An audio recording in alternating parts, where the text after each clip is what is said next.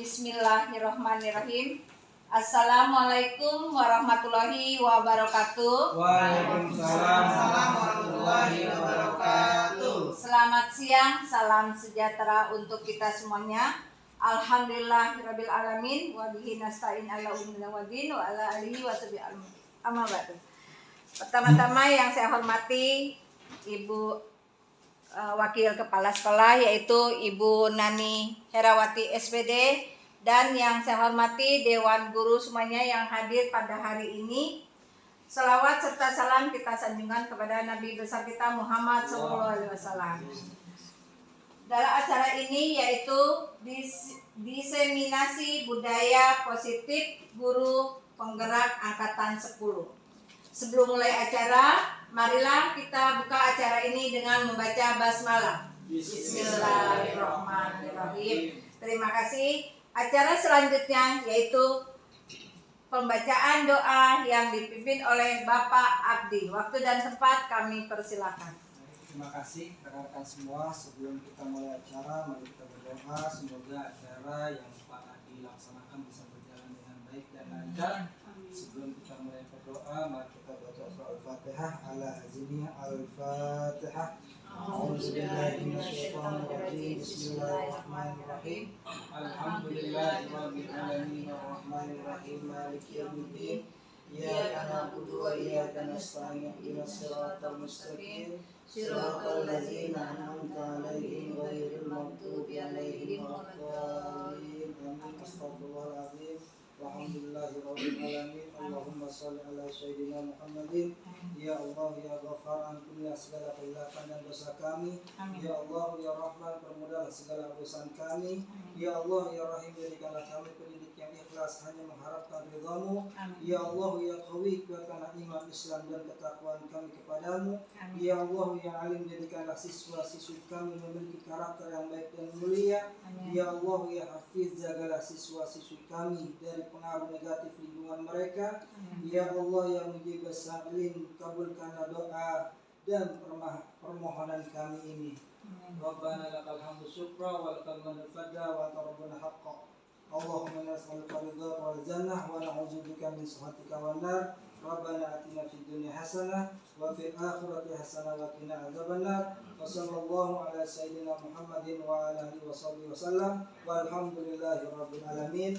Wassalamualaikum warahmatullahi wabarakatuh. Waalaikumsalam warahmatullahi wabarakatuh. Terima kasih Bapak Abdi yang telah memimpin doa untuk kita semuanya. Acara selanjutnya yaitu sambutan dari Ibu Wakil Kepala Sekolah, Ibu Nani Herawati SPD. Waktu dan tempat kami persilakan. Bismillahirrahmanirrahim. Assalamualaikum warahmatullahi wabarakatuh. Waalaikumsalam warahmatullahi wabarakatuh. Alhamdulillah, hari ini teman-teman guru, Bapak Ibu guru bisa ada di ruang guru dalam acara kegiatan diseminasi budaya positif guru penggerak. Ya, alhamdulillah di sini di SD kita ada peserta calon guru penggerak. Ya. Jadi dengan materi pembahasan terkait dengan temuan masalah di kelas. Ya mungkin Bapak Isyaf Supriyadi akan mengadakan kegiatan yang mungkin teman-teman guru-guru kelas 1 sampai kelas 6 pasti ada 1-2 masalah atau temuan masalah yang ada di kelas masing-masing. Dalam acara kegiatan ini mungkin nanti bisa kita kita utarakan, dan mungkin ada teman guru lainnya bisa ngasih solusi atau jalan keluar bagaimana cara kita mengatasi temuan masalah tadi. Ya. Jadi alhamdulillah di SD kita ini ada salah satu teman yang mungkin dalam acara ini, kegiatan ini, Bapak Isep atau Bapak Adi ya mungkin akan memberi apa tadi ya, pemaparan dalam kegiatan guru penggerak tadi. Kita ikutin dengan baik teman-teman guru semua, Bapak Ibu guru semua, kegiatan ini mudah-mudahan kita juga menemukan hasil yang baik untuk memberi solusi buat nanti umpamanya ada, tidak menutup kemungkinan setiap kelas mesti ada anak yang kurang susah diatur, mungkin bagaimana nanti kita utarakan semua di pertemuan ini atau di kegiatan ini. Mungkin itu saja yang bisa saya sampaikan dalam kegiatan acara Pak Adi hari ini. Terima kasih. Wassalamualaikum warahmatullahi wabarakatuh. Waalaikumsalam warahmatullahi wabarakatuh. Ya, terima kasih kepada Ibu Wakil Kepala Sekolah. Ibu di sini, Ibu Wakil Kepala Sekolah berharap dengan adanya Pak Adi menjadi CGP, kita juga harus ikut maju, ikut bersemangat seperti yang teman kita ini, Bapak Isep Supriyadi. Semoga Allah menjabah ya kita seperti Pak Isep. Ya. Terima kasih Ibu. Acara selanjutnya yaitu pemaparan materi oleh calon guru penggerak 10, yaitu Bapak Isep Supriyadi, SPD MPD GR. Waktu dan tempat kami persilakan. Baik, terima kasih Ibu Yuni selaku pengatur acara. Boleh tepuk tangan buat Ibu Yuni rekan-rekan. Luar biasa sekali. Di sini saya izinkan untuk memaparkan materi-materi pada saat saya pendidikan guru penggerak di modul 1. Alhamdulillah bertepatan dengan hari ini tanggal 6 Juni 2024, modul 1 telah selesai saya ikuti sampai di pos tes terakhir dan ini hasil tugas terakhir. Di pendidikan guru penggerak sendiri ada sekitar 3 modul, maka pembelajaran atau perkuliahan akan berlanjut ke 4 bulan lagi ke depan. Jadi mohon kerjasamanya karena pendidikan guru penggerak tidak hanya untuk kepentingan pribadi tapi terintegrasi untuk kita selaku pemimpin pembelajar. Jadi mohon izin semuanya, siang hari ini kita akan belajar bersama memaparkan terkait materi diseminasi budaya positif dengan konsep judul menyebarkan pemahaman dan penerapan pengalaman budaya positif. Ini merupakan aksi nyata terakhir saya di modul 1.4 ya. Jadi titik poin diskusi kita pada siang hari ini, titik poinnya ada di budaya positif. Mari kita jadikan sekolah kita sebagai sarana, sebagai wahana pendidikan yang benar-benar ramah untuk anak, sebagai tugas kita selaku pemimpin pembelajar dan pentransfer ilmu. Baik, coba lihat slide-nya sudah dibaca. Kita lihat slide berikutnya. Nah, di sini ada konsep inti budaya positif. Ada 5 posisi kita selaku guru, yaitu posisi kontrol kita selaku guru, ada segitiga restitusi, dan ada keyakinan kelas. Ada 3 materi yang akan kita bahas pada siang hari ini, yaitu 5 posisi kontrol guru, keyakinan kelas, dan segitiga restitusi. Apa saja itu?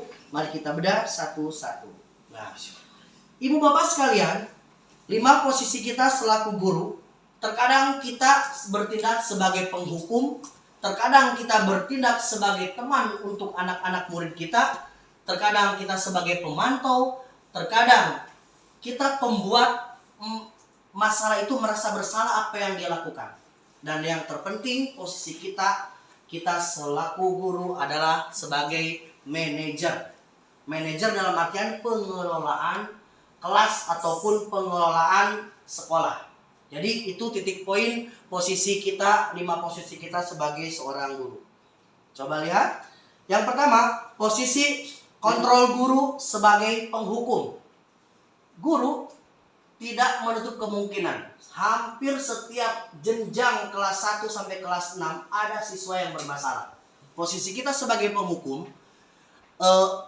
lebih ke ungkapan atau nada tinggi, bahasa tubuh, mata melotot, jari menunjuk-nunjuk dan menghardik ya. Tentunya dalam batasan-batasan tertentu. Dilarang keras kita menghukum anak dalam bentuk fisik, ataupun dilarang keras menghukum anak dalam bentuk apapun, menjemur 1 jam 2 jam di lapangan. Itu sudah sangat termasuk konsep lama ya. Nih, patuhi aturan saya atau awas. Itu nadanya keras ya. Patuhi aturan saya atau awas. Hati-hati ketika kita posisikan sebagai penghukum, emosi kita meletup-letup, emosi kita tantrum meluap-luap, itu akan menjatuhkan mental anak. Ya, pasti selalu yang terakhir selesai. Terlambat lagi, pasti terlambat lagi. Selalu datang terlambat. Kenapa bisa datang tidak datang tepat waktu? Ya, itu kita sebagai penghukum. Saya mau berbagi kisah rekan-rekan semuanya. Saya mau dari kelas 1. Siapa guru kelas 1? Saya, Pak. Oh, oke, Ibu Yuni. Pernah gak Ibu Yuni ada di posisi guru atau Ibu Yuni sebagai penghukum anak? Coba berdiri dan berbagi kasus dengan kita. Terima kasih. Tadi saya nama Ibu Yunisi. Kebetulan saya di sini memegang kelas 1, dipercaya oleh kepala sekolah kelas 1. Saya mengalami Pak yang tadi Pak Adi bilang sebagai yang salah saya menghukum, ya, tapi hukuman itu tidak memberatkan anak. Contoh, ada salah satu murid dengan bernama A, dia sudah melanggar peraturan atau tata tertib kelas, karena saya di sini punya kesepakatan kelas. Nah, yaitu kesepakatan kelas, masuk harus memberi salam, keluar pun harus izin. Nah, si A ini keluar, memang dia ke toilet, tapi dia tidak izin dan berkali-kali. Akhirnya saya lihat, oh ya ada, tapi saya diamkan. Nah, dia masuk, saya tanya, dari mana? Dari toilet, Bu. Sudah berapa kali? Dia ketawa. Kalau saya bilang, saya sedikit keras. Saya bilang, kamu udah berkali-kali tidak mentaati peraturan kelas, tata tertib kelas. Dia diam kan? Nah, situ saya kayaknya agak sedikit, bagi saya agak keras. Tapi anak itu langsung duduk. Ibu guru tidak mau lagi seperti ini. Perbuatan ini satu lagi ini tidak boleh diulangi. Nah, sebagai hukuman kamu, anak ibu guru yang pintar, hebat, minta maaf ke bunda. Ibu guru telepon bunda ya, supaya bunda tahu kalau kamu berbuat salah hari ini. Saya telepon orang tanya, bunda, anak ganteng mau bicara. Kenapa Bu Guru? Iya, ini anak ganteng bunda, ke toiletnya sudah 5 kali, bla bla bla. Saya bilangkan gitu. Akhirnya anak itu mungkin karena ada rasa takut, dia nangis. Loh, kok anak hebat nangis? Gak boleh nangis sayang. Kan Bu Guru telepon bunda, biar bunda tahu, ya. Dia diam. Ya udah, sekarang Ibu Guru minta nanti pulang sekolah kamu minta maaf sama bunda. Tapi minta maafnya Ibu Guru mau tahu bicaranya bagaimana. Saya ajarkan anak-anak, bunda, aku punya salah di sekolah sama Ibu Guru. Keluar ke toilet itu sudah 5 kali tanpa izin, melanggar peraturan atau tata tertib kelas. Akhirnya benar, alhamdulillah, bundanya pun apa yang saya katakan, yang saya perintahkan dilaksanakan. Dia minta maaf ke bundanya dengan percakapan yang tadi bilang, bunda aku minta maaf, aku punya salah, aku keluar gini-gini. Nah, divideokan. Akhirnya video itu dikirimlah ke saya. Itu Pak Adi, pengalaman saya. Ya, terima kasih teman-teman. Assalamualaikum warahmatullahi wabarakatuh. Waalaikumsalam warahmatullahi wabarakatuh. Tepuk tangan buat Bu Yuni teman-teman. Luar biasa ya, karena juga jam terbang tidak berbohong. Bu Yuni salah satu guru senior di kelas 1 atau di sekolah kita yang emang udah teruji ya. Betul sekali. Posisi kita sebagai penghukum tentunya kita harus punya wajib menghukum anak. Bukan wajib, maksudnya dihimbau. Agar apa? Agar tidak terjadi lagi sikap anak yang memang tidak baik. Tadi Bu Yuni membahas kesepakatan kelas. Ya. Tepat sekali, nanti kita akan bahas terkait hampir mirip dengan kesepakatan kelas, yaitu keyakinan kelas. Nanti kita bahas apa perbedaan keyakinan dan kesepakatan kelas. Itu luar biasa. Oke, dilanjut teman-teman ya. Yang kedua, posisi guru sebagai si pembuat merasa bersalah. Begini cluenya, pembuat merasa bersalah dengan ada suara memelas, halus, sedih, bahasa tubuh merata pada anak atau lesu. Contoh kalimatnya ini, ibu sangat kecewa sekali dengan kamu. Berapa kali bapak harus beritahu kamu ya? Gimana coba kalau orang tua kamu tahu kamu berbuat begini? Adi, kamu ini bagaimana ya? Kamu sudah berjanji dengan bapak tidak akan terlambat lagi. kamu kenapa ya senang sekali mengecewakan Bapak? Bapak benar-benar kecewa sama kamu. Jadi dengan nada seperti itu, seolah-olah anak tuh benar. Salah. Langsung kalau emang kita nada bicaranya tepat ke anak, kalau emang anak itu memiliki feeling, memiliki rasa empati bersalah, saya rasa anak langsung merunduk dan dia akan merefleksikan kesalahannya. Nah, saya mau minta contoh, pernah gak posisi Bapak Ibu Guru di kelas dengan kasus hampir mirip dengan ini? Silakan utarakan, kita berbagi story. Saya minta Ibu Husnul, boleh berdiri Ibu? Kita berbagi pengalaman, berbagi penanganan juga kepada anak murid kita semuanya. Terima kasih Pak Adi. Assalamualaikum warahmatullahi wabarakatuh. Waalaikumsalam. Kita cuma sharing aja ya. Ya. Mungkin ada yang mengalami hal yang serupa juga. Di kelas saya memang ada beberapa anak yang memang sudah ada bibit, ada konotasi bandel gitu ya. Dan itu mungkin bukan dari sekolah aja gitu. Jadi di rumah mungkin juga seperti itu. Jadi di kelas saya beberapa hari memang ada bukan kasus sih, peristiwa kayak main bola belum jam belajar. Pas jam belajar gitu. Jadi waktu masuk main bola. Akhirnya kan saya panggil gitu kan, kenapa main bola? Karena mungkin di rumahnya tidak ada lapangan untuk main bola. Kalau sore mungkin juga tidak dibolehkan oleh orang tuanya untuk main bola. Akhirnya kan di sekolah membawa bola gitu. Kebetulan waktu itu kalau nggak salah pelajaran olahraga, tapi pas ulangan ya pelajaran ulangan. Akhirnya saya panggil ya bertiga itu, saya tanya kenapa gitu, emang kenapa, karena anak itu udah sering kita ingatkan kalau jam belajar ya sudah di kelas belajar, nanti saat istirahat ya boleh istirahat, tapi tidak main bola karena kelas lain kan juga memakai lapangan gitu. Sampai saya tanya, karena saya udah ini banget ya, saya tanya kenapa gitu, nggak ngerti gitu, kita bilangin. Akhirnya ada yang sedih nangis gitu. Sampai saya tanya, emang kamu ada masalah apa di rumah? Gitu. Mungkin ya ternyata karena emang yang dua ini ibunya nggak ada, meninggal, yang satu pergi gitu. Nah yang satu emang ibunya kerja jadi kurang perhatian. Jadi di situ memang selalu menjadi kayak ini loh, terikat gitu. Jadi keadaan di rumah itu selalu menjadikan anak itu bersifat, ada yang pemberontak, ada yang pandai menjaga perasaan atau merasa, ada juga yang karena memang kurang perhatian akhirnya di sekolah itu dia diizin aja gitu, dilosin aja gitu. Jadi kayak itu yang akhirnya dia merasa bersalah, mungkin karena ternyata di rumah kurang perhatian. Dan kita sebagai guru harus mengerti anak-anak itu memang karakteristiknya itu bermacam-macam ya, dan kita tidak bisa hanya melihat sekali, 2 kali. Saya aja yang baru mau satu semester aja, padahal saya belum bisa menyelami banget anak-anak. Tapi karena kadang gini Pak, kalau kita bersikap kasar, anak itu malah tidak mendengar apa yang kita bicarakan. Tapi kalau kita bersifat lembut, halus, justru menyentuh perhatian. Saya juga ngerasain sendiri, itu tadi ada yang kayak hampir nangis gitu ya, dan juga emang udah nangis. Tapi terus saya kasih solusi, bagaimana nih kamu sedang berbuat kesalahan? Apakah kamu merasa gitu kan? Saya bilang, ya Bu, saya merasa, saya sangat menyesal. Ya sudah, tidak apa-apa, besok lagi. Sementara ibu orangnya bersihin, karena itu mainnya tuh sampai kaos kakinya dibuka, sampai bajunya basah semua. Klasik anak-anak yang nanti kan pasti kebawaan ya, dan itu kan tidak efektif juga untuk nanti dia mau ulangan gitu. Dan itu ngajakin teman-temannya semua, ya anak laki semua diajak, mereka takut gitu. Disitulah memang perhatian orang itu sangat penting.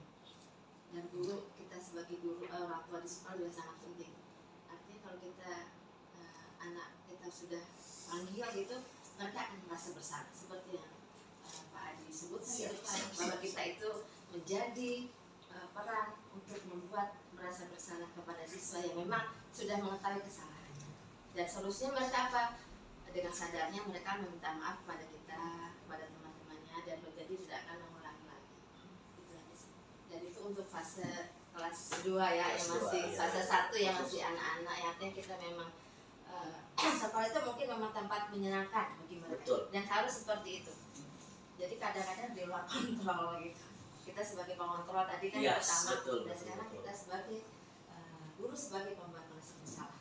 Karena dengan seperti itu mungkin anak-anak akan merasa, oh iya ini salah, saya tidak boleh melakukan lagi. Oh ya ini benar, berarti saya harus mencontoh. Dan itu kan dilihat oleh anak-anak yang lain. Gitu aja Pak. Terima kasih. Baik, Luar terima biasa. kasih ya. Tepuk tangan rekan-rekan, luar biasa ya temuan atau masalah di kelas, di masing-masing kelas. Tadi kelas 1, sekarang kelas 2, Ibu Nuni luar biasa. Dan dari story yang Bu Nuni sampaikan, Bu Nuni telah menempatkan diri sebagai guru, posisi kontrol guru sebagai pembuat merasa bersalah. Jadi bagus sekali, intinya dekati anak. Karena waktu beberapa minggu lalu kita ada pertemuan, menurut saya murid adalah makhluk yang unik. Dan memang benar, dari berbagai latar belakang mereka butuh pendekatan, mereka butuh pengakuan, mereka butuh perlindungan. Apalagi story-nya tadi orang tuanya, ibunya telah lama meninggal. Yaitu mereka butuh backupan atau sentuhan kita dalam artian memberikan stimulus ke anak agar anak itu merasa dihargai dan dimiliki oleh kita sebagai seorang guru. Luar biasa, Bu Nuni. Sampai sini rekan-rekan ada pertanyaan? Bila tidak ada, kita lanjut ya. Oke, selanjutnya posisi guru sebagai teman. Nah, ini yang benar-benar salah satu paling efektif menurut saya. Jadikanlah siswa ini bestie kita. Jadikanlah siswa ini teman kita. Karena dengan kita udah nyemplung ke posisi sebagai teman, anak itu akan merasa nyaman. Apapun ada masalah pasti dia dengan leluasa. Story. Bahkan mereka cerita sampai kebablasan, Pak, bapak saya bla bla bla, Pak, ibu saya bla bla bla. Kenapa? Karena mereka udah percaya, udah nyaman. Ya, ini sebagai sampel, saya rasa rekan-rekan sudah sangat paham. Nada suara ramah, akrab, bercanda dengan bahasa tubuh merapat pada murid, penuh senyum. Kadang kita juga keceplosan ngikutin bahasa mereka. Kayak gini, apaan sih? Itu karena refleks. Karena posisi kita sebagai teman mereka, dan itu udah sangat perlu. Dan kita berharap semua rekan-rekan guru yang ada di sini ada unsur kesana semua. Saya yakin apabila guru-guru sebagai posisi sebagai teman untuk anak-anak muridnya di kelas, saya rasa tingkat rentan kenakalan anak atau pengendalian anak di kelas akan termanage, akan terkontrol oleh kita semuanya. Ya, saya rasa sampel atau contoh ini kita sudah punya masing-masing, karena kita hampir sebagian besar juga udah sangat akrab sekali dengan anak-anak ya. Lanjut, nah ini, yang ini tanpa kita sadar teman-teman semuanya, bahwa posisi kita sebagai guru itu selaku manajer. Tanpa kita sadar, sejauh ini kita belasan tahun, puluhan tahun jadi guru, oh ini loh, posisi saya itu sebagai manajer. Nah ini konsepnya. Sebagai manajer, nada suara tulus, bahasa tubuh tidak kaku, mendekat ke murid. Konsepnya membimbing murid untuk dapat mengatur dirinya. Contoh, apa yang kita yakini kembali ke keyakinan kelas. Apabila ada anak yang salah, ingat, kalau Bu Yuni terbilang kesepakatan kelas kita apa ya? Nah, terkait keyakinan kelas, next kita bahas ya. Oke, jika kamu meyakininya, apakah kamu bersedia memperbaikinya? Jadi gini, pada saat siswa melakukan kesalahan, ingat kita punya peraturan kelas. Kok masih ingat? Nah, itu posisi kita selaku manajer. Apabila anak lepas kendali, lepas kontrol dari itu, kita selalu wajib memberikan mengulang kembali kesepakatan atau keyakinan kelas itu. Jadi secara langsung rekan-rekan sudah berperan menjadi guru sebagai seorang manajer ya. Oke, lanjut. Contoh penerapan 5 posisi kontrol guru ya. Di sini kasusnya siswa tidak memakai atribut lengkap saat upacara bendera. Kalau hukuman, hormat pada bendera selama 1 jam. Tolong kita koreksi hukuman seperti itu, kita hapus. Gampang saja cari dengan hukuman yang lebih mengedukasi. Contohnya tidak bawa atribut saat upacara, kaitkan saja upacara itu untuk mengenang menghormati para pejuang-pejuang perjuangan. Simple. Lihat kelasnya berapa. Kalau kelas 4, kelas 5 ada tuh namanya sejarah perjuangan bangsa, peran tokoh-tokoh. Hafalkan saja mereka. Sebutkan tokoh-tokoh perumus Pancasila atau segala macam. Itu jauh lebih mengedukasi ya. Intinya titik poinnya stop dari sekarang, mari kita berbenah bila masih ada, bila sudah tidak ada sangat bersyukur sekali memberikan hukuman yang emang tidak memiliki nilai edukasi. Dijemur sejam, hormat bendera sejam. Apa yang akan terjadi? Organ-organ tubuh tuh bergerak semuanya. Sementara jadi kaku, yang terjadi apa? Pingsan karena kelelahan, karena kecapean, karena tidak dapat menjaga keseimbangan tubuhnya ya. Lanjut, membuat merasa bersalah. Tadi sudah disampaikan. Berapa kali ibu harus bla bla bla. Kamu sadar gak apa yang kamu lakukan mencederai teman kamu?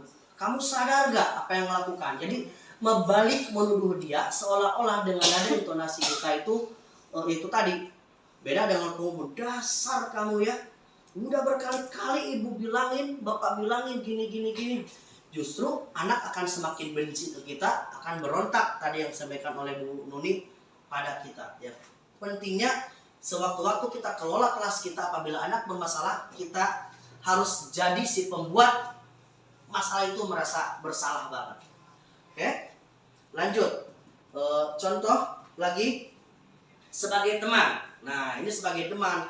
Ini biasanya lebih efektif, lebih mujarab ini ya. Ayo dong, atributnya minggu depan dipakai ya. Biar apa? Siswa Urjabi 02 keren. Dari atas kepala bertopi, berdasi, beratribut lengkap, bersepatu hitam, berkaos kaki putih. Kau nampak seperti seorang siswa yang sangat keren dan elegan. Bisa gak? Janji sama Bu Guru, janji sama Pak Guru. Nah, saya rasa akan lebih efektif bila posisi kita sebagai teman. Nah, kalau sebagai pemantau, nih, kamu sudah melanggar peraturan sekolah. Kamu tahu konsekuensinya. Besok atribut sudah harus terpasang di bajumu. Jangan diulangi lagi ya. Tapi Bapak Ibu Guru, lihat juga kondisional karakter anaknya. Kalau karakter anaknya emang udah bebel, dablek, susah diatur, ya perlu kita tanganan posisi kita sebagai apa. Saya rasa guru tidak akan kehilangan akal, tidak akan kehilangan ide untuk memberikan punishment yang mendidik kepada anak-anaknya. Setuju gak Bapak Ibu? Iya. Setuju ya. Jadi mari kita bangun citra sekolah kita. Siapa lagi yang mengembangkan? Ingat, sekolah kita ini rumah kedua kita. Tempat kita mencari nafkah, tempat kita mencari makan, dan tempat kita mentransfer ilmu ke murid kita, ke warga sekolah, ke rekan sejawat. Apabila saya salah dalam memberikan punishment ke anak, ingatkan. Apabila saya benar memberikan hukuman ke anak, boleh di ATM, amati, tiru, dan modifikasi. Saya rasa kalau guru sudah menerapkan konsep itu, sekolah kita akan damai, tentram, dan akan selalu diingat. Oh, 02 guru-gurunya bla bla bla segala macam. Itu harapan saya pribadi sebagai guru gitu, dan mudah-mudahan kita semua dapat melangkah seperti itu. Oke. Contoh sebagai manajer tadi udah ya, bla bla bla bla bla bla. Di sini intinya posisi kita guru sebagai apa? Ada 5 Bapak Ibu. Boleh kita ulangi lagi. Posisi guru sebagai apa? Penghukum. Boleh ya kita panggil penghukum. Posisi kita sebagai apa? Orang tua. Manajer. Posisi kita sebagai kontrol guru apa Bu Yuni? Pembuat merasa bersalah.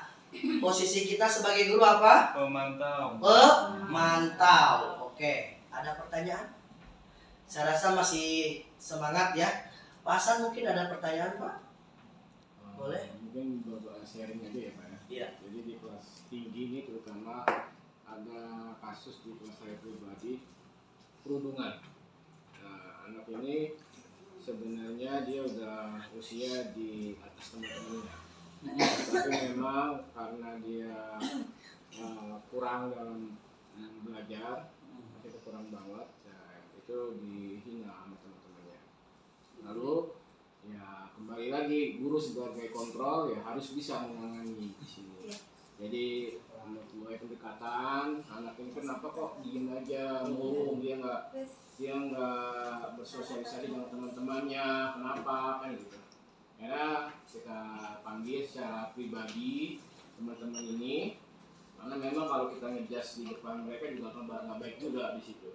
Jadi kita panggil pribadi, kemudian kita selesaikan dengan pendekatan, dan bisa jadi dengan cara kamu posisinya kalau di dia gimana, dihina gitu kan. Jadi ada punishment juga di situ, dan juga dia merasakan nanti kalau kamu dihina, mau nggak kamu dihina gitu. Ternyata memang itu efektif, dan alhamdulillah kedepannya lebih baik lagi gitu. Dan alhamdulillah berjalan, dia mulai bersosialisasi lagi walaupun dia umurnya sudah di atas teman-temannya, tapi dia bisa. Dan emang di sini konsepnya harus jelas, ibarat kata baiti janati gitu kan. Jadi rumahku surgaku, kalau kita balik kelasku surgaku di situ. Mungkin itu konsepnya yang bagus. Terima kasih Pak. Luar biasa. Ya, intinya gini, di setiap kelas pasti memiliki kebahagiaan. Saya bangga pada murid saya kecewa pada murid saya gedek pada murid saya, dan saya sangat terenyuh akan murid saya. Nah, konsep-konsep itu selalu kita terapkan. Kenapa? Kalau kita melakukan pembiaran, jangan sampai ada konsep dasar di otak kita, bodoh amat, anak orang ini kerabat gua bukan, saudara gua bukan, yang penting gua ngajar dapat gaji. Waduh, itu udah konsep yang sangat ngalir ngidul, tidak benar. Ya, saya berharap mari sama-sama belajar dari materi pendidikan guru penggerak yang saya ikuti ini, dan emang benar. Ya, kalau kita mengimplementasikan kasus story manajemen guru kita di kelas atau pengelolaan kelas dengan baik, saya rasa segala masalah di kelas akan terkendali dan teratasi.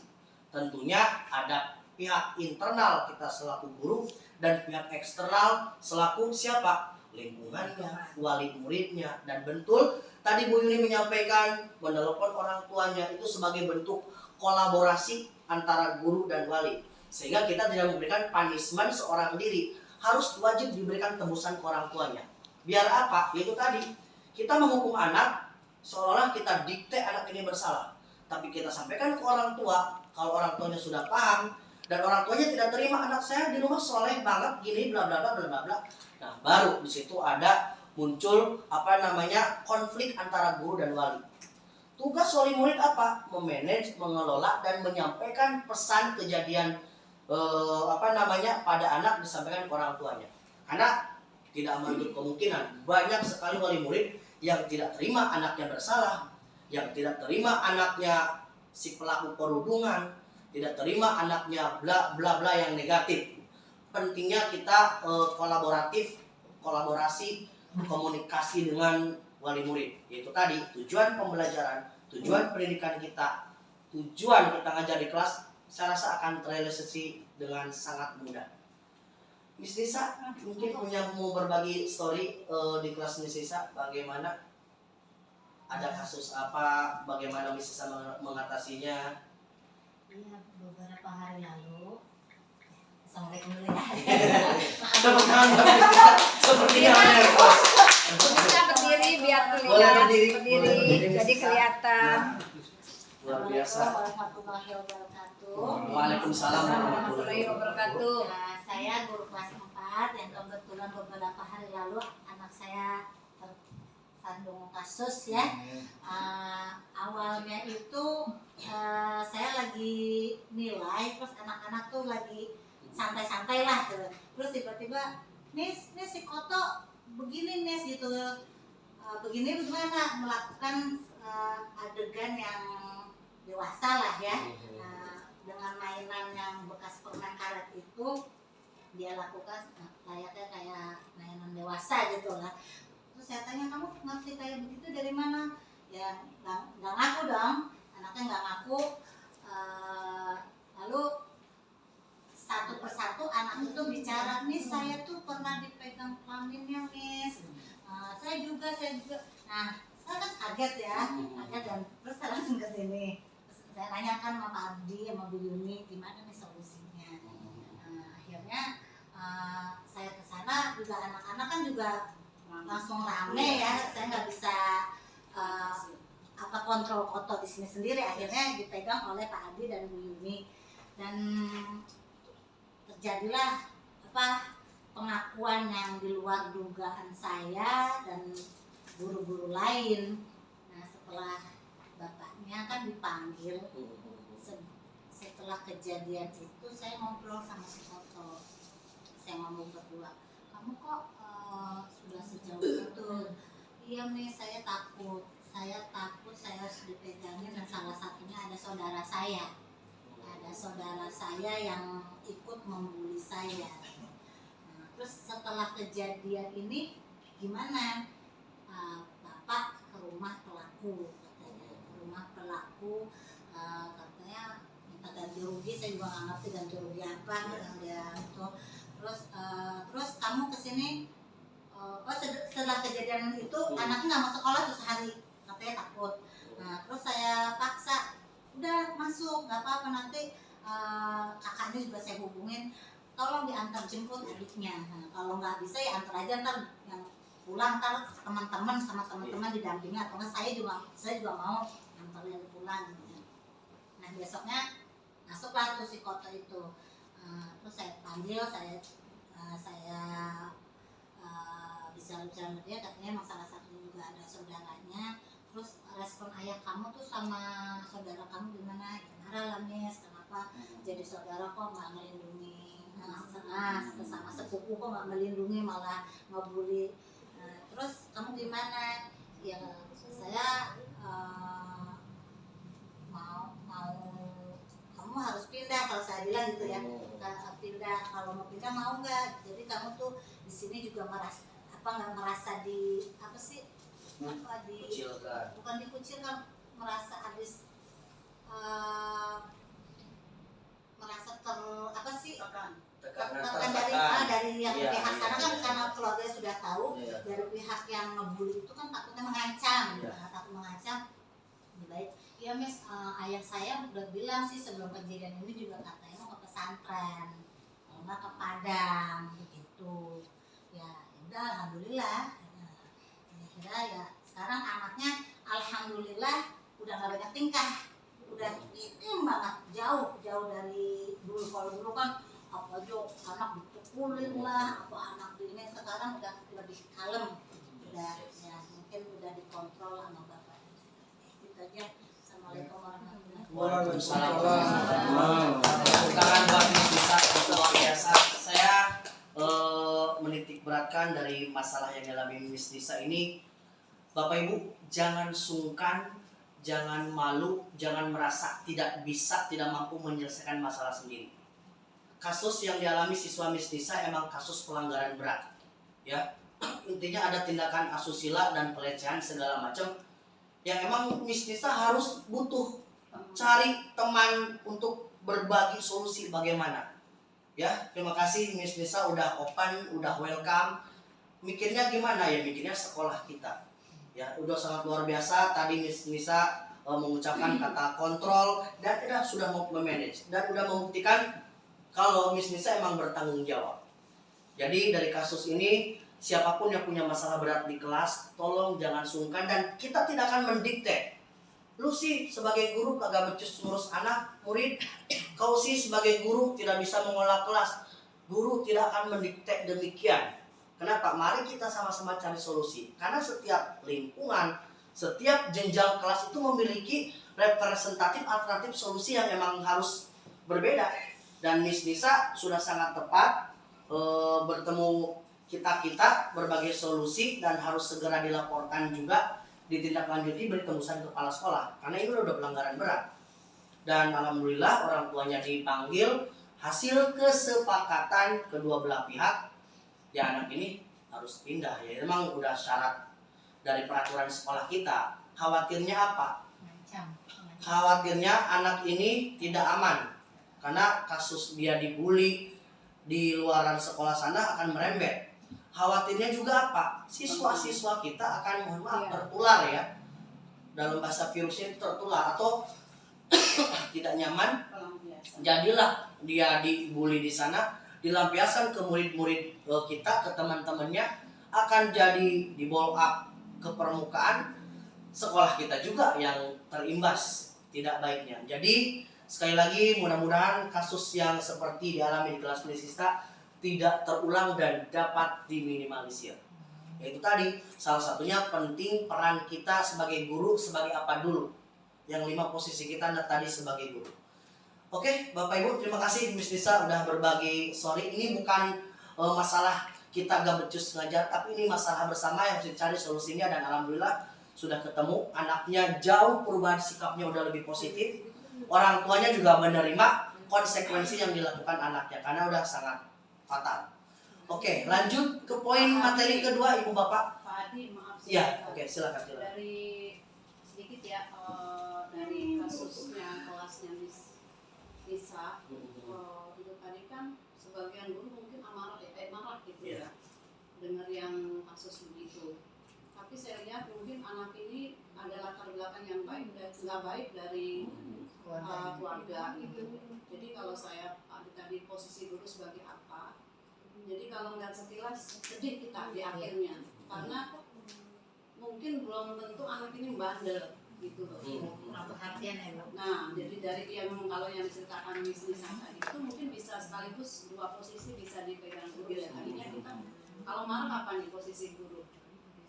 Penghukum. Iya. Ternyata setelah diselidiki dan mungkin dengan perjuangan guru bisa kesana kesini nyari tahu, ya jadi kita apa?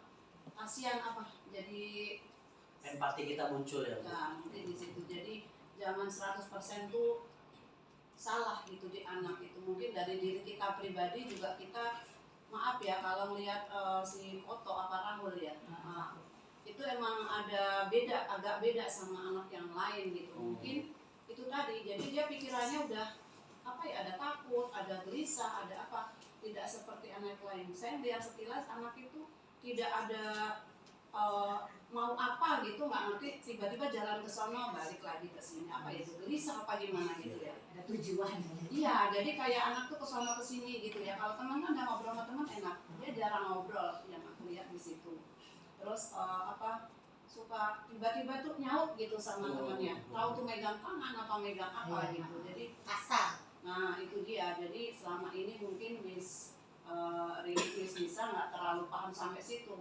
Gilirannya langsung meledak ya, kasus ini ya. Tapi alhamdulillah. Tapi emang awalnya kan itu dulu, pemukulan dulu kasusnya. Nah itu udah dari situ mungkin dia itu udah beda dari anak yang lain, makanya dia sampai berani pukul apa itu mungkin di situ.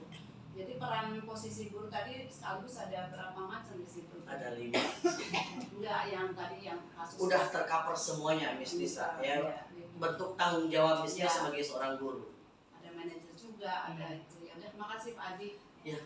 Terima kasih Ibu Dani, tambahannya luar biasa.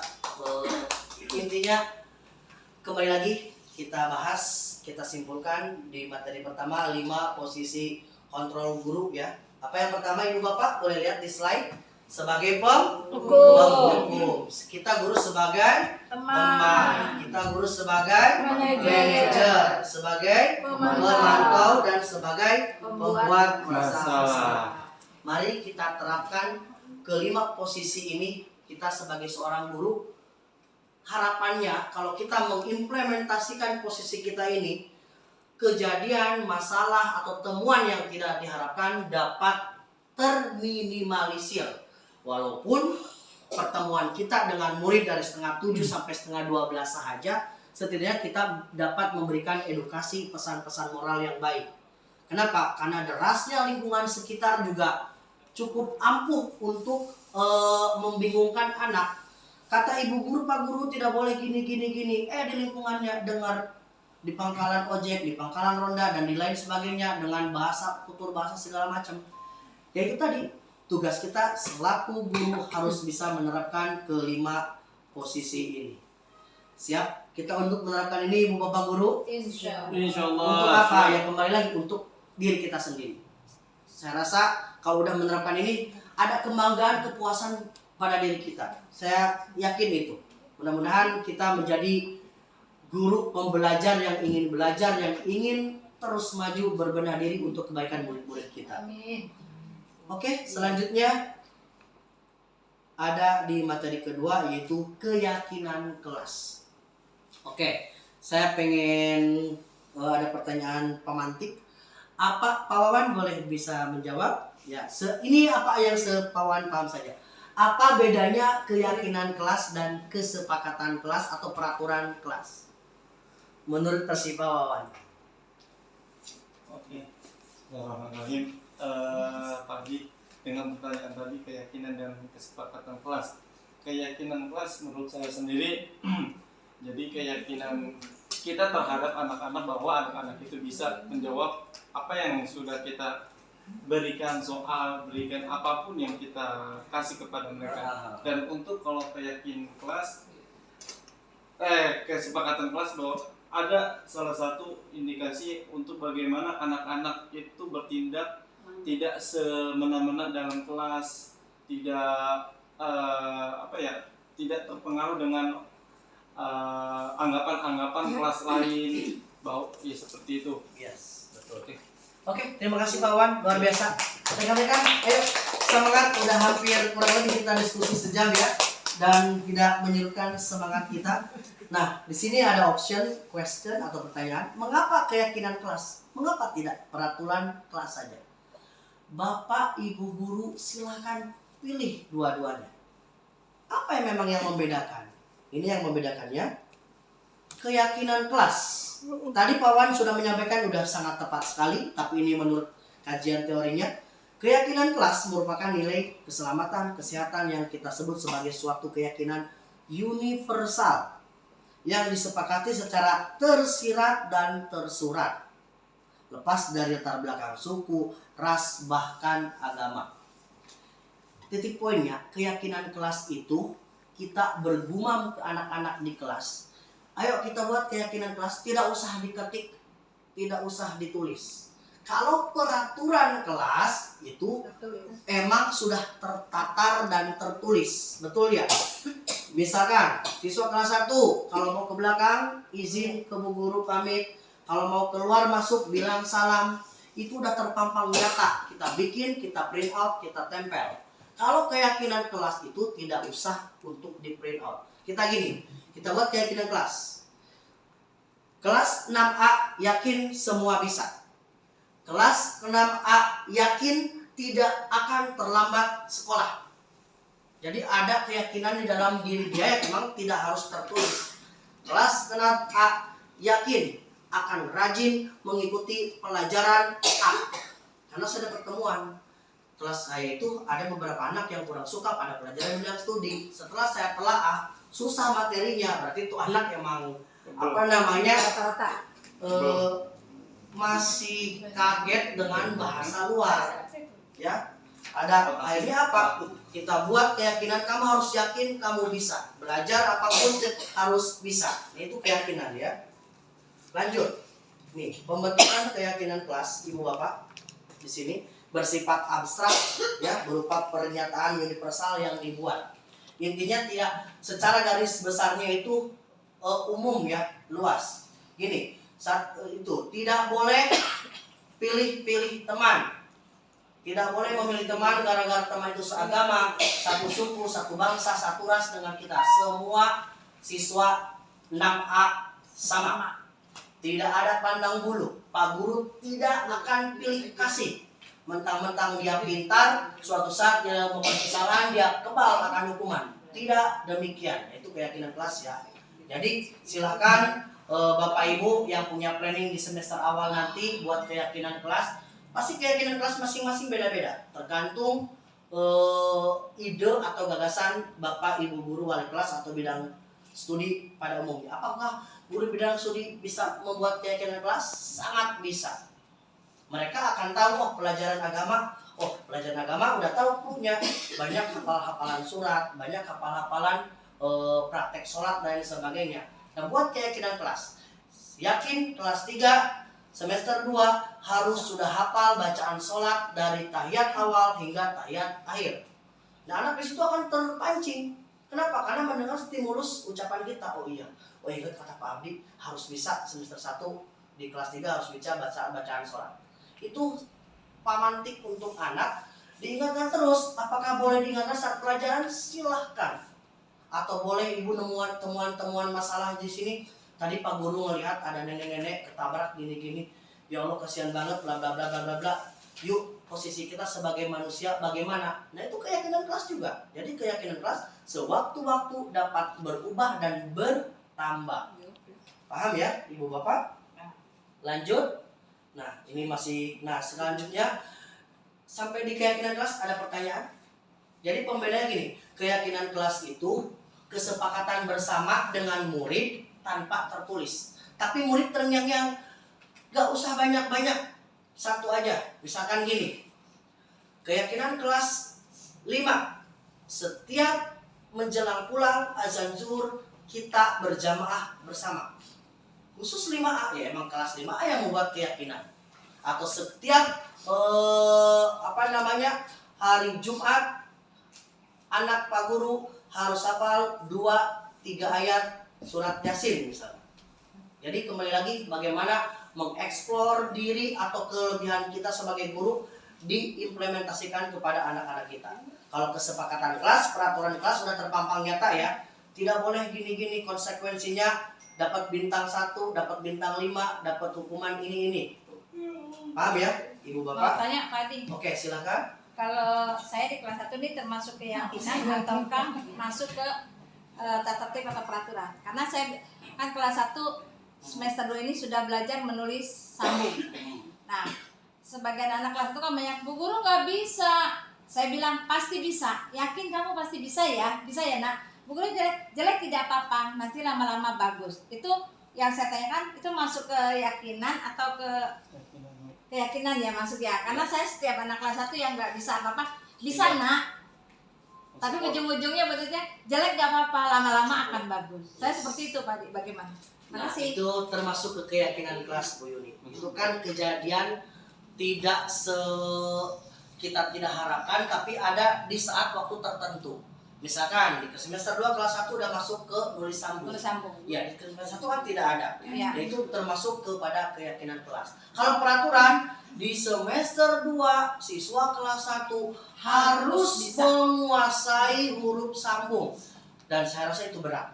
Apalagi kita aja guru suruh nulis huruf sambung masih macam sendiri ya, karena menulis itu salah satu bagian seni. Kalau dia memiliki nilai seni tinggi, saya rasa itu akan cakep tulisannya. Kalau yang emang siswanya nulis biasa aja masih nabrak-nabrak garis, apalagi huruf sambung, jadi itu masuk kepada keyakinan kelas. Kalau peraturan kelas itu terlalu berat ya. Kalau capaiannya Bu Yuni pengen tata tertib kesepakatan di semester 2 semua siswa kelas 1 wajib memahami, menguasai huruf sambung, itu berat. Jadi kita karena keyakinan kelas itu bersifat fleksibilitas ya, tergantung situasi kondisi tertentu. Tapi kita ngingetin. Jadi si keyakinan kelas itu gak usah banyak-banyak, 1 poin, 2 poin, 3 poin, tapi akan terngiang-ngiang. Kalau saya apa Bu Yuni? Kalau saya gini, keyakinan kelas, setiap siswa yang bermasalah tentunya akan memiliki punishment tersendiri. Kalau gitu, kalau gini, misalkan anak terlambat, oke, yang terlambat buat kronologis cerita 2 paragraf dengan huruf sambung. 1 paragraf Pak Guru minta 27 kalimat, at least lebih dari 27 baris. Anak mikir 2 kali Bu. Oke, selesai gini. Baik, yang tidak masuk paragraf, enggak. Anak milih, Pak jangan paragraf pusing. Ampun Pak, dikasih nilai juga sama Pak Adi jelek kalau paragraf. Ya udah punya ini. Mereka mikir 2 kali. Nah, apalagi? Oke, yang tidak bisa kalau saya ini. Baik. Kayak kemarin tuh anak telat mulu ternyata main game gini. Baik, coba saya kasih hukuman. Saya pengen challenge wali muridnya. Saya kasih hukuman nulis paragraf, 4 paragraf Bu Yuni. 2 paragraf dia yang nulis, 2 paragraf emaknya. Kewalahan emaknya. Halid, Mama udah tua disuruh bikin paragraf, gimana sih guru kamu gini-gini. Kalau gurunya, wali muridnya marah, tidak terima, at least japri saya, hubungi saya.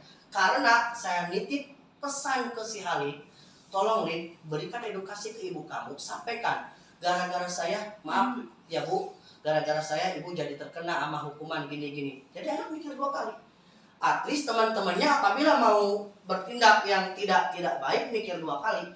Ya ribet, ntar mama gue diomelin lagi sama mama gue, belum dihukum lagi di sekolah. Jadi ya itu tadi, kembali lagi ke pengelolaan manajemen kelas, kita atur sendiri. Dan kita punya gini, kita sewaktu-waktu jadi pawang untuk anak. Oh, tahu nih kelemahan si anak ini. Model, kita sering upacara di tanggal merah. Saya sudah gini, karena ada kasus upacara pertama, siapa yang tidak hadir, gini-gini. Saya suka ngelis di WA grup wali murid. Yang rentan tidak ikut upacara di hari libur, A, 1, B, 2, si B, 3, si C. Bukan untuk mempermalukan, tapi untuk mengingatkan. Akhirnya apa? Anak gercep. Mah, besok bangunin, saya upacara. Karena dari kelas 1, 2, 3, 4, 5, setiap ada upacara di momen-momen hari libur, he's never come to school. Dia gak pernah datang ke sekolah. Ya kembali lagi, itu kan temuan kita selaku wali kelasnya. Cari representatif gimana caranya agar kelas kita, semua siswanya terjaring untuk jadi yang lebih baik. Oke, Bu Yuni? Ya. Cukup paham ya? Makasih. Tepuk tangan buat Bu Yuni, luar biasa. Ya. Alhamdulillah diskusi kita semakin berkembang. Satu poin lagi Bu Bapak Guru. Dari tadi posisi kita sebagai guru sudah menemukan ada masalah, buatlah kita keyakinan kelas. Masih belum mempan juga, nah kita gunakan segitiga restitusi. Ya, segitiga restitusi. Langkahnya apa? 1, menstabilkan identitas. Yang kedua, validasi tindakan yang salah. Yang ketiga, menanyakan keyakinan. Nah, keyakinan kelas kita yang tadi buat ya. Teori kontrolnya adalah menstabilkan identitas, kita semua akan melakukan hal yang terbaik yang bisa kita lakukan. Validasinya, semua perilaku memiliki alasannya. Nah, makanya tadi Bu Husnul bercakap muridnya gini. Cari alasannya, cari penyebabnya. Dan ternyata penyebabnya karena kurang sentuhan kasih sayang dari seorang ibu karena ibunya meninggal. Nah, kita buat, implementasikan, kita restitusi, panggil. Saya rasa Bu Husnul secara tidak langsung sudah menerapkan segitiga restitusi. Kenapa? Karena manggil dan memberikan alternatif solusi, akhirnya adanya perubahan sikap diri ke anak ya. Dan kita semua memiliki motivasi internal. Itu tadi saya bilang, guru, masing-masing guru dapat mengontrol, memanage kelasnya masing-masing. Kenapa? Udah tahu ini si A ini dablek banget, si B kagak bisa matematika, giliran suruh literasi bercerita mumpuni. Cari apa yang kekurangan dia sehingga di pelajaran eksak atau matematika dia numerasi susah, itu cari alternatifnya dan akan ketahuan ya. Ini sudah saya jelaskan secara garis besar Bapak Ibu. Ini mungkin bisa jadi alternatif, bukan saya yang terbaik, tapi ini alternatif. Saya menerapkan segitiga restitusi ya. Boleh ditonton. Ini saya tidak serta-merta saya bikin video sevideo-videonya. Kita punya juknis, kita punya, kalau dia punya kisi-kisi. Ini loh diterapkan gini. Mohon ditonton ya.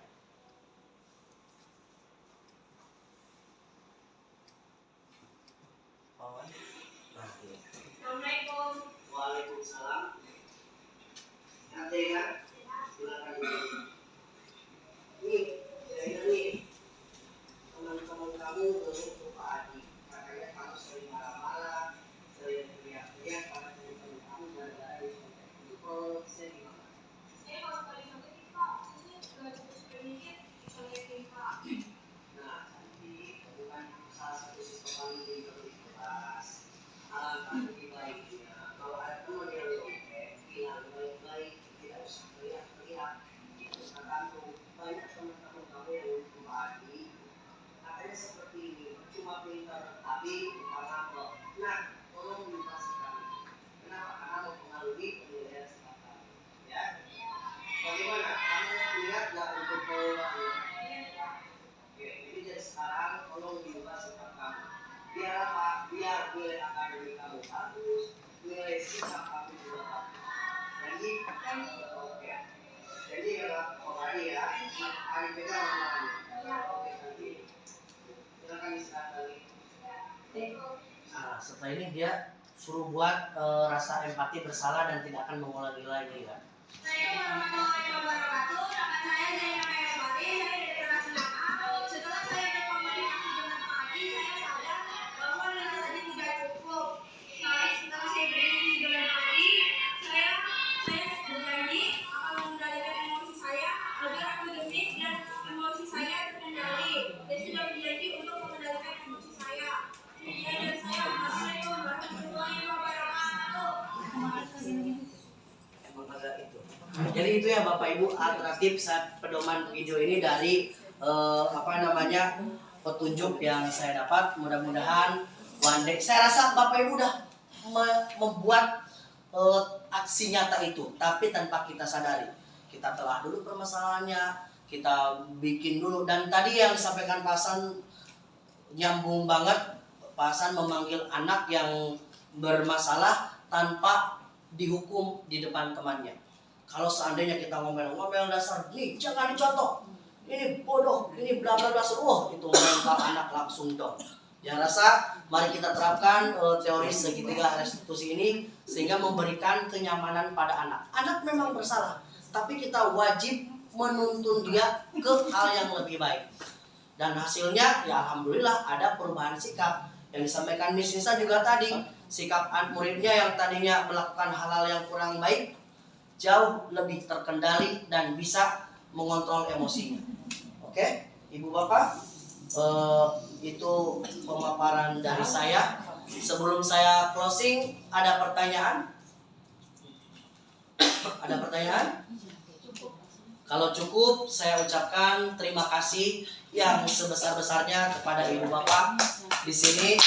Alhamdulillah pemaparan materi yang saya sampaikan mudah-mudahan dapat bermanfaat. Bukan saya bermaksud mengajar, tapi mari kita sama-sama belajar guna kemajuan sekolah kita. Apa nama sekolah kita? SDN Ulu Jambi 02. Pasti bisa. 02.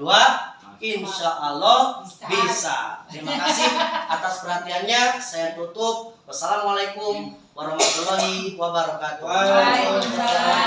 Selamat sore, selamat siang semuanya. Terima kasih.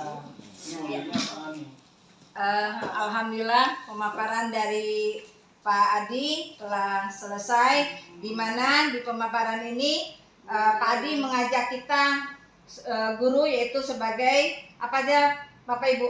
Penghukum, terus manajer, pemat, apa lagi? Pemantau, iya. Membuat rasa bersalah.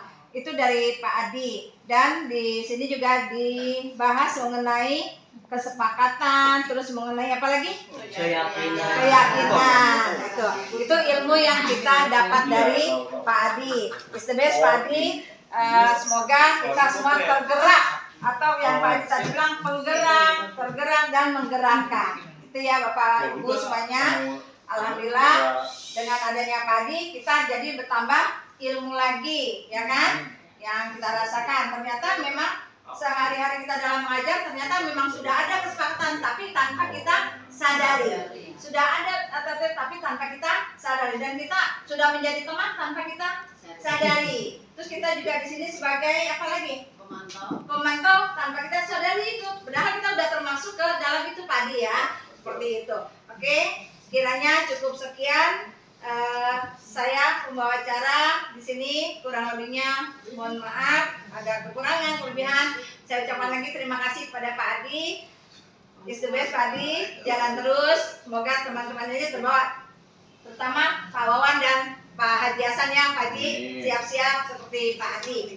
Kita tutup dengan membaca hamdalah. Alhamdulillahirabbil alamin. Wabillahi taufiq wal hidayah. Wassalamualaikum warahmatullahi wabarakatuh. Waalaikumsalam. Terima kasih Pak Adi, terima kasih Pak Adi, terima kasih kami ucapkan.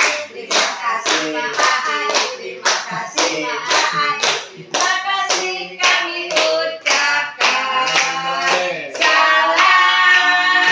Salam dari kami yang ingin maju bersama.